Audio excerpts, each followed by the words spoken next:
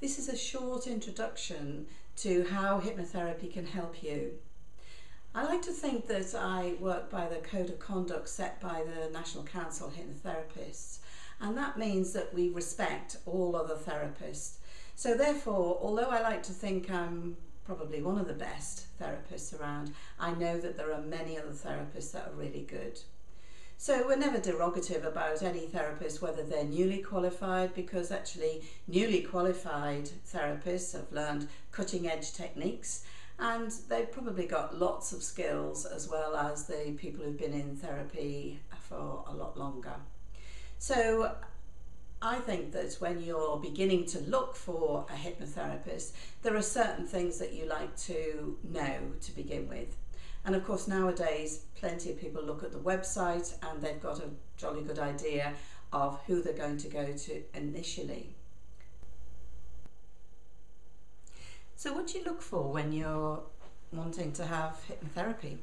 Well, initially the certificates on the wall are no real indication as such about whether that therapist is going to be really good. Of course it's really important that they have had sufficient training and they've got sufficient accreditations as well. But you know, the certificates on the wall aren't the most important things. In fact, some training companies have so many people that are there, and I'm talking about maybe 200 or 300 people, or perhaps, you know, the big name trainers, that we call it bulk kind of training. So in fact you're quite insignificant if you're a student there, because you're not getting really individual attention. And they do say you can't make a silk purse out of a sow's ear. I like to think the training that I had, it was in a fairly small group and we could have individual training.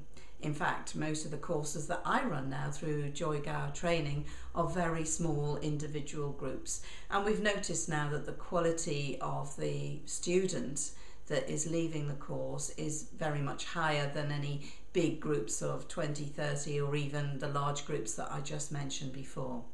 So what you're really looking for is the kind of person who will be on your side and wanting you to get better and has got your interests at heart, that they have that desire to really want to help you, and that it's more of a vocation than just a job to them.